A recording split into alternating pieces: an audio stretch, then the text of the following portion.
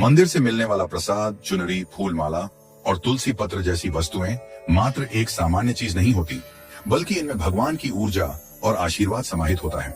कई बार हमें यह सवाल आता है कि मंदिर से जो प्रसाद या वस्तुएं मिलती हैं, उनका क्या करना चाहिए। खासकर जब चुनरी या फूल माला जैसी चीजें घर लाते हैं तो हमें समझ नहीं आता कि इनका क्या करें और इन्हें कहाँ रखें। इस वीडियो में यही सवाल उठाया गया है और इसका सरल सा जवाब भी दिया गया है। जब हमें मंदिर से चुनरी मिलती है तो वह साधारण कपड़ा नहीं होता। वह कपड़ा भगवान के स्पर्श से होकर आता है और उसमें भगवान की ऊर्जा समाहित होती है। चुनरी को हमें हमेशा श्रद्धा और सम्मान से रखना चाहिए। किसी भी प्रकार के संकट या मुश्किल समय में जब घर में कोई परेशानी हो तो उस चुनरी को अपने सिर पर रखें या माथे पर लगाएं। यह एक विशेष ऊर्जा से भरपूर होती है और यह संकट के समय में शांति और समाधान का मार्ग खोलने में मदद करती है। भगवान का ध्यान करते हुए उस चुनरी का स्पर्श हमें ईश्वर की कृपा का एहसास कराता है। मंदिर से मिलने वाला प्रसाद भी साधारण नहीं होता।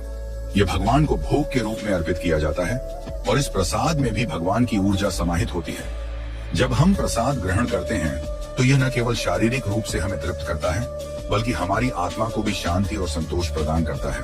प्रसाद का एक एक कण हमारे लिए अमृत के समान होता है। हमें इसे ग्रहण करते समय भगवान का ध्यान करना चाहिए ताकि हम उसकी दिव्य ऊर्जा को आत्मसात कर सकें। प्रसाद ग्रहण करते समय हमें यह याद रखना चाहिए कि यह कोई साधारण भोजन नहीं है, बल्कि यह ईश्वर द्वारा दिया गया आशीर्वाद है। इसीलिए जब हम प्रसाद खाते हैं तो उसकी पूरी श्रद्धा और आस्था के साथ प्राप्ति करें और भगवान का धन्यवाद करें। यह हमारे शरीर और आत्मा दोनों की तृप्ति का कारण है। इसीलिए हमें भोजन को कभी भी व्यर्थ नहीं छोड़ना चाहिए।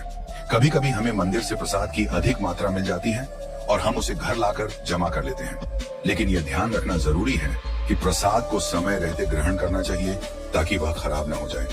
अगर हम प्रसाद को समय पर नहीं खाते तो वह व्यर्थ हो जाता है और फिर अक्सर हम उसे या तो कूड़े में डाल देते हैं या गाय को दे देते हैं। ये सही नहीं है। यदि प्रसाद नहीं खा सकते तो उसे तुरंत किसी जरूरतमंद को दें ताकि वह व्यर्थ न जाए और हम एक अच्छा कर्म कर सकें।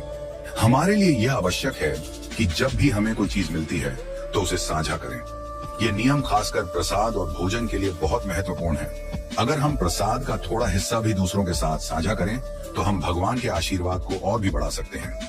मंदिर में कई लोग ऐसे होते हैं जिन्हें प्रसाद नहीं मिल पाता क्योंकि वे मंदिर तक नहीं पहुंच पाते। इसलिए हमें प्रसाद को ऐसे लोगों के बीच वितरित करना चाहिए ताकि वे भी भगवान की कृपा से वंचित न रहें।